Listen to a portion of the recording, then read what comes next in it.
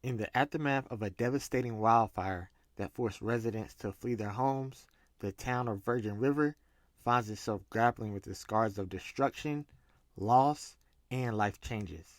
As secrets come to light, it promises to reshape the course of the remaining episodes in Season 5, with Mel and Jack determined to forge a fresh start after a difficult loss. On the verge of the holidays, a pivotal moment is revealed when Mel learns about her family's history that connects back to Virgin River.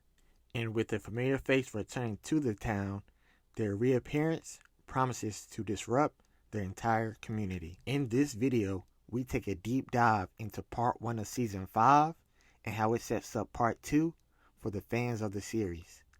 Make sure to subscribe and to turn notifications on for everything Netflix original, Virgin River, season 5, part 1, ending explained. Season 5 begins with a major revelation. Jack is set to become a father to Mel's child, but he's not the father of Charmaine's twins, creating a twist. It's Calvin, who was presumed dead after the boat accident, but he's been alive the whole time. Madness, I tell you. He's the baby father? Crazy. Who saw that coming? I'm just gonna say, you decided to get with him? That motherfucker. Charmaine has been pregnant since season 2, the longest pregnancy of all time. And this sets the stage for future drama in Virgin River. Charmaine confesses that the real father of the twins, not revealed to Jack, remains unaware of the pregnancy and asserts that Jack would have been a superior choice as their dad. We could see Jack accepting the idea of being a father of twins and the life it could potentially create. After taking his frustration out with an axe and speaking with Mel about the situation, Jack and Charmaine settle their differences and decide to apologize for past mistakes. However, the aftermath of Preacher and Paige's intense confrontation with Vince also is unveiled. The brother of Paige's ex-husband Wes concludes after Mike shows up and arrests Vince for kidnapping Paige and for shooting Jack at his bar. Mike offers Paige reassurance that there won't be any investigation into Vince's claim regarding Wes' death. A newfound sense of freedom and relief, allowing Paige to put her days of running behind her. But with Paige back in town and their relationship mended, Preacher ends things with Julia, current girlfriend, prematurely. 2 hours later. I know I don't have to run anymore, but I can't stay. So...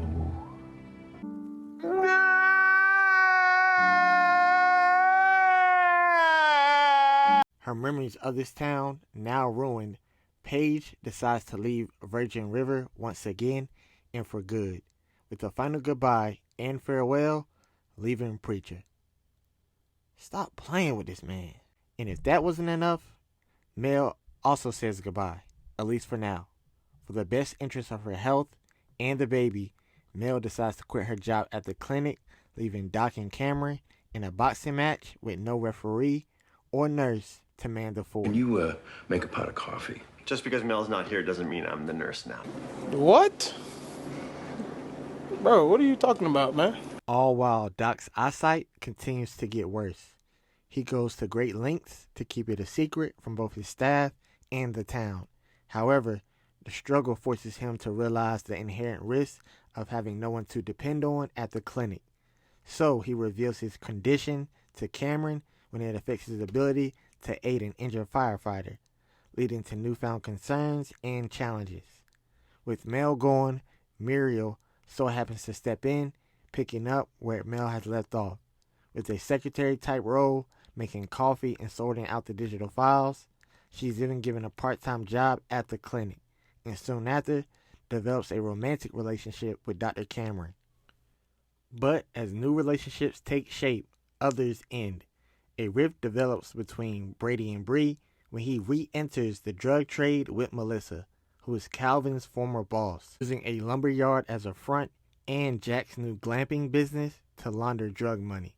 Due to her safety concerns with Brady and knowledge of him doing illegal activity, Bree ends their relationship. However, Brady secretly teams up with Mike off the books to dismantle Melissa's drug operation, driven by the need to protect Bree, whose safety is jeopardized if he doesn't comply with Melissa's demands. But in the midst of the cast facing their individual hardships, unsettling reports of an approaching wildfire creates a sense of urgency and alarm in the town of Virgin River that puts personal problems on hold and the town's needs at the forefront.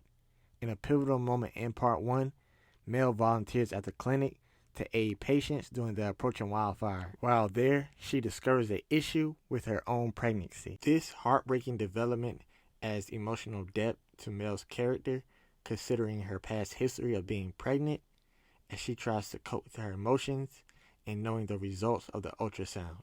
She chooses not to disclose this to Jack when he comes back to the clinic, given the immediate crisis they are facing, with locals forced to flee their homes, leaving some in desperate need of rescue. Among those trapped by the encroaching flames are Lizzie, Denny, and Ava.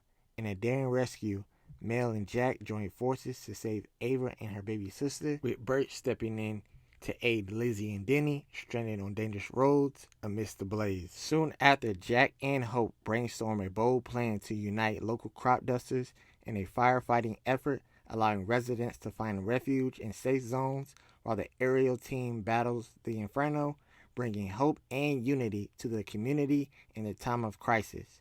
After ensuring everyone's safety from the wildfire, Mel breaks the devastating news to Jack about the miscarriage. New relationship, who dis? We saw a new relationship form during and after the wildfire, such as Preacher with Kaya, a local firefighter, who is also married